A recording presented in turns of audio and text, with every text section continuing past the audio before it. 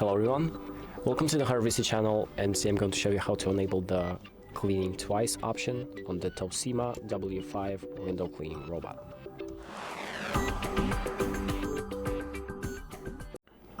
So basically what the clean twice option is it's just an option that allows you to clean the window 2 times in a row by using the robot.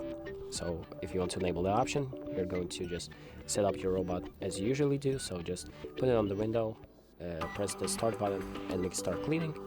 And then you're going to pull out the remote that comes with the robot, and you're going to press this X2 button. So once you press that button, it's going to start the process of cleaning the window twice. So instead of cleaning it 1 time and stopping, it's just going to clean 2 times and stop after that. So that's about it. Thank you for watching. I hope this video helps, and make sure to like and subscribe.